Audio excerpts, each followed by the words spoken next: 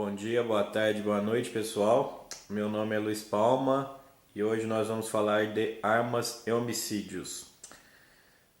Observando o mapa aí que aparece na tela de vocês, pessoal, vocês estão vendo um mapa de armas em cima, o número de armas em cima e o número de homicídios embaixo, né? Vocês observam que na maior parte do mundo a relação é inversamente proporcional, né? Quer dizer, onde está claro em cima, está escuro embaixo e vice-versa. Existem algumas exceções, nós vamos falar delas.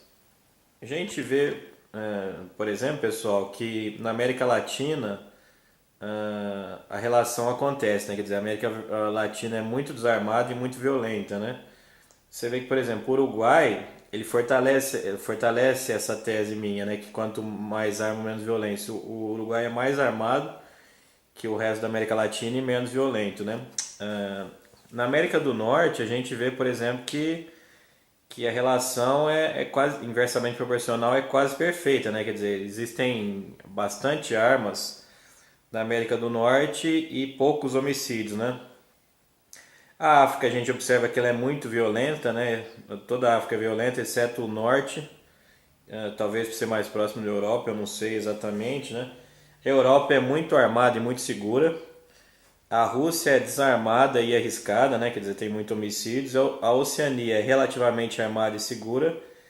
E uma coisa engraçada, o Oriente Médio também é bastante armado e existem poucos homicídios no Oriente Médio, né? Existem algumas exceções, né? Por exemplo, a Inglaterra e o Japão, né? Que são bastante seguros e bastante desarmados. E algumas outras também. E nós vamos falar delas. Eu, Luiz Palma, eu sou contra o desarmamento, a favor do armamento. E eu digo que existem 4 boas razões para você ser contra o desarmamento da população e a favor do armamento. As razões são, primeiro, que você, quando desarma a população, você não desarma o bandido, você desarma o cidadão honesto.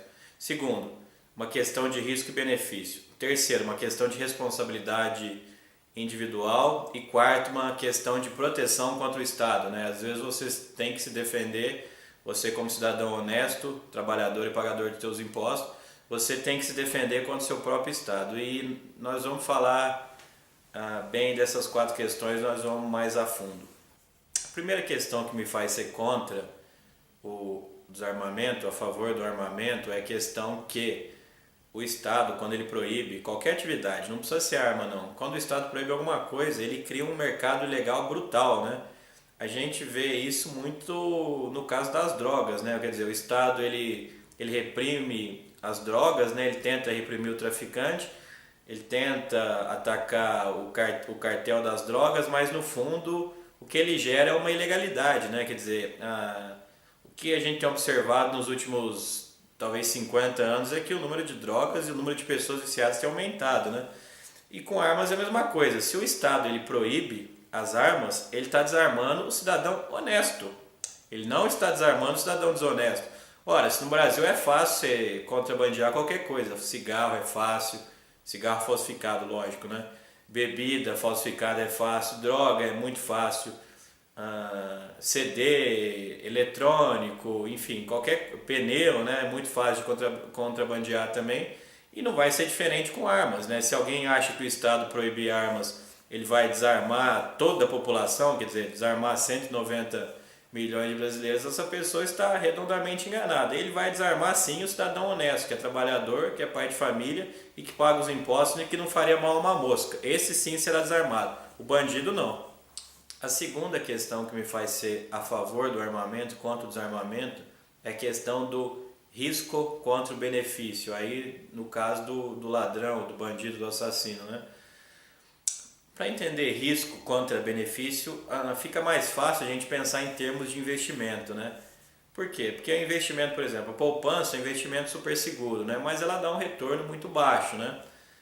Existem aplicações na bolsa de valores ou no mercado de commodities agrícolas ou no mercado de moeda, no mercado de metais, que são aplicações mais arriscadas, mas que podem dar um retorno maior, né? No mercado de crime, de criminalidade, acontece a mesma coisa, né? Se o ladrão sabe que a população toda está desarmada, é como se na frente da sua casa, que você que está me vendo, tivesse uma placa escrito assim, ó, ladrão. bandido, pode entrar porque aqui está um cidadão pacato e desarmado. Quer dizer, o ladrão ele não tem problema nenhum, né? Ele não tem risco nenhum, ele não tem certeza nenhuma, né? Quer dizer, ele imagina que ele invade uma casa de um senhor, né? Ele sabe que o senhor está desarmado, ele vai ter que observar o senhor durante 2 ou 3 dias, mas ele está desarmado. O ladrão vai pensar um plano, a melhor forma de atacar, o melhor horário, né? Se vai entrar pela frente, por trás, enfim, vai montar uma estratégia e sabe que o cidadão está desarmado, o que facilita muito a vida do ladrão. Se ele não tivesse a convicção que o cidadão estivesse desarmado, quer dizer, se ele ficasse na dúvida, na incerteza, ele já ia pensar 2 vezes, né? Ele ia se inibir, né? A incerteza, quer dizer, o risco do ladrão inibe a ação dele. Por quê? Porque todo mundo pensa em risco contra benefício. Se você vai ter um benefício muito pequeno, você não vai arriscar muito. Agora, se você tem um benefício muito grande, você pode arriscar mais, né? E a arma, vocês gostando ou não, a pessoa sabendo usar ou não, a verdade é que ela inibe a ação de bandidos mesmo, né? Uma questão interessante desse risco contra benefício, pessoal, é a questão dos massacres, né? A gente pega esses massacres aí que a gente vê na televisão, né? O massacre de Realengo, por exemplo, o massacre de Columbine, né? Que tem até um filme do Michael Moore que chama Tiros em Columbine. E eu particularmente acho o Michael Moore um embusteiro de marca maior, um cara desonesto, né? um palpiteiro, um machista, mas a verdade é que ele fez um filme sobre um episódio real, né? Mas o que o pessoal não sabe, o que é importante ressaltar aqui é que a esmagadora maioria dos crimes, desses massacres, né? Como a mídia diz, desses massacres, aconteceram em Free Gun Zones. O que é Free Gun Zones? São zonas livres de armas, quer dizer, a pessoa não pode andar armada nesses lugares. Às vezes você tem até uma cidade que é permitido andar armado, mas você entra num shopping center, o shopping center é uma Free Gun Zone, portanto no shopping center você não pode entrar armado. E uma coisa interessante, pessoal, é no massacre do Colorado, né? O que aconteceu?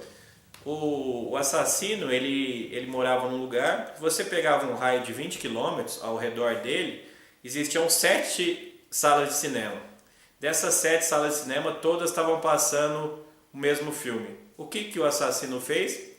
Existiam 6 salas de cinema que se podia portar armas e uma que não podia portar armas. Ele invadiu e atacou exatamente a que não podia. Coincidência? Eu acho que também é uma questão de risco contra retorno, não? A terceira questão, pessoal, que me faz ser a favor do armamento e contra o desarmamento é a questão da responsabilidade individual contra, né, a responsabilidade do papai Estado, entre aspas, né? O que quer dizer isso? Vou imaginar o seguinte, tem um pai que é muito rico que ele pode dar para o filho dele que completou 18 anos, ou ele pode dar um carro que o filho dele vai dirigir, ou ele pode contratar um motorista que vai dirigir para o filho, né? Se ele contrata um motorista, o filho nunca vai aprender a dirigir, né? Por quê? Porque o filho vai solicitar um motorista e o motorista vai levar ele nos lugares, né? Ele vai ficar sossegado, vai deitar lá, vai ver o iPhone, vai ver Facebook, vai ver Instagram, mas aprender a dirigir que é bom nada, né? Agora, se o pai não contratar um motorista, mas sim dar um carro para o filho vai ter que ir na autoescola, vai ter que tirar a carta, vai ter que aprender a dirigir, vai ter que entender alguma coisa de mecânica, né? Aqui eu digo mecânica básica, né, pessoal? Por exemplo, com 10 mil quilômetros tem que trocar o óleo, quer dizer, básico do básico do básico, né? O que aconteceu nessa situação hipotética que eu falei? Aconteceu que o pai, ele deu responsabilidade para o filho, né? Ele não puxou a responsabilidade para ele, pai. Muito pelo contrário, ele deu a responsabilidade para o filho, né? Na questão das armas acontece algo muito parecido, né? Se o Estado ele quer desarmar a população, quer dizer que ele tem o monopólio do uso das armas. Se ele tem o monopólio do uso das armas, o cidadão não pode usar. Ora, se o cidadão não pode usar, o Estado pode usar, automaticamente o cidadão está passando toda a responsabilidade, todo o dever para o Estado. E está se isentando da responsabilidade de autodefesa, né? Isso evidentemente, pessoal, que é muito perigoso, né? Primeiro porque o cidadão ele não tem mais responsabilidade, quer dizer, eu não tenho mais responsabilidade pela minha segurança, né? Aí você pode até pensar em outras coisas, né? Em outras questões, por exemplo, educação, né? O cidadão ele tem responsabilidade na própria educação ou é tudo dever do Estado? Eu acho que o cidadão tem responsabilidade na própria educação. Ele tem que comprar os livros, ele tem que se especializar, lendo em casa, lendo à noite, às vezes até ler o final de semana. Isso é só um exemplo, né? E não é só o Estado que tem que dar educação para o pessoal. Então, essa questão de responsabilidade é muito importante, né? A gente observa, por exemplo, que nos Estados Unidos, né, os conservadores eles colocam muitas restrições para que o governo Obama ele quer limitar o número de armas, né, o número de armas de assalto, não qualquer arma. O governo Obama quer limitar o número de armas de assalto porque o governo Obama acha que armas de assalto podem causar um dano, né, uma tragédia muito forte, né? E os conservadores americanos relutam contra isso, né? Os conservadores não querem perder o direito deles de portar armas. E pessoal, os conservadores americanos estão certos, né? Na sociedade americana existe um ethos, né? Existe uma ética bem enraizada na sociedade de responsabilidade individual, né? O americano é um self-made man, né? Você vê que grandes empresários americanos não fizeram a faculdade, né? Eles tiveram uma ideia e foram atrás, e foram melhorando. Quer dizer, é uma coisa de responsabilidade individual, inclusive de se defender, inclusive de defender a família, né? Então eu acho que se o Estado desarma a população, ele tira um pouco, vamos dizer, a maturidade, a hombridade, né?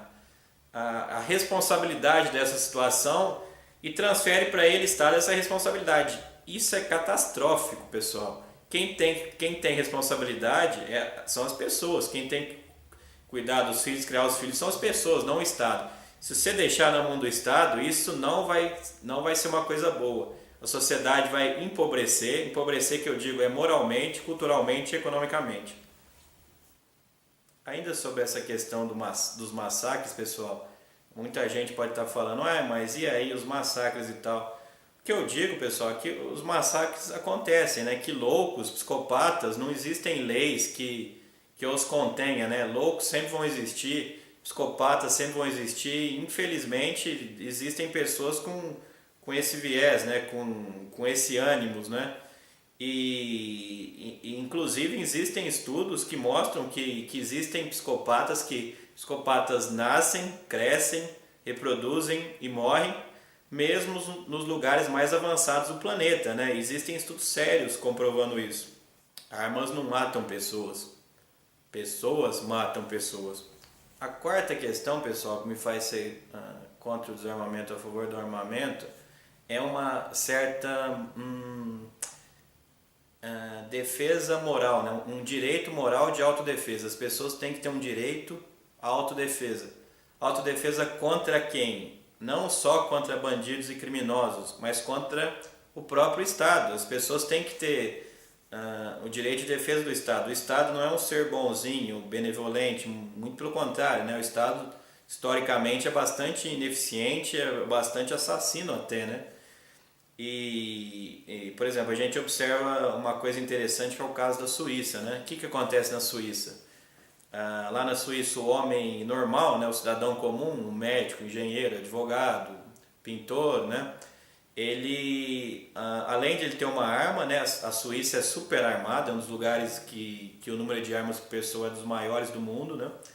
Então o cidadão, além dele ser armado, ele ainda pode participar da milícia, né? Quer dizer, ele tem um treinamento com arma, né, com arma e com autodefesa, né, e com combate, que os cidadãos eles podem se unir, se juntar e formarem uma milícia e essa milícia defender de algum invasor externo, ou por que não interno, né? Quer dizer, essa quarta questão ela talvez beba na mesma fonte que a terceira questão, que é a questão da responsabilidade, mas ela é diferente, ela é levemente diferente da terceira questão, não é a mesma coisa, né? Essa questão de defesa contra o Estado é importante, historicamente ela mostra pra gente que ela é não só importante como fundamental. Eu vou ler um texto aqui que eu achei na internet, pessoal, o link vai aparecer aí para vocês. Observem o drama. Em 1911, a Turquia desarmou a população ordeira. De 1915 a 1917, 1,5 milhão de armênios foram caçados e exterminados. Em 1929, a União Soviética desarmou a população ordeira. De 1929 a 53, cerca de 20 milhões de dissidentes, quer dizer, pessoas contrárias ao regime comunista, né, da União Soviética, foram caçados e exterminados. Em 1938, um ano antes da Segunda Guerra, a Alemanha de Hitler, né, desarmou a população ordeira. De 39 a 45, que foi durante a guerra, né, 3 milhões de judeus, negros, ciganos e outras, entre aspas, raças inferiores foram exterminados em campos de concentração ou coisa pior. Em 1935, a China desarmou a população ordeira, também aqui um regime comunista. De 1948 a 52, 20 milhões de dissidentes políticos impossibilitados de se defenderem foram caçados e exterminados. Em 1956, o Camboja, de novo, regime comunista, né? O Camboja desarmou a população ordeira. De 1975 a 77, 1 milhão de pessoas instruídas e impossibilitadas de se defender foram caçadas e exterminadas. Essa questão do Camboja, pessoal, é muito ilustrativa, né? Por quê? Porque o ditador do Camboja, o ditador comunista, o Pol Pot, ele era um intelectual que estudou na França com intelectuais franceses, não terminou o curso, mas isso não importa, né? Estudou e teve acesso aos intelectuais franceses, né? E ele quis implantar um governo marxista, que eu vou dizer hardcore, né? Quer dizer, o marxismo na veia, né? Quer dizer, isso além de não dar certo, ainda exterminou boa parte da população, né? E quem ficou, também ficou vivendo no inferno, né? Por fim, pessoal, em 1970, a Uganda desarmou a população herdeira. 71 a 79, 300 mil cristãos impossibilitados de se defenderem também foram exterminados, né? E os governos da América Latina, pessoal, inclusive o Brasil, estão também nessa política de desarmar a população, né? A América Latina inteira, né? Será que não é hora de reagir? Ou você vai ficar com medo de ser rotulado de reacionário?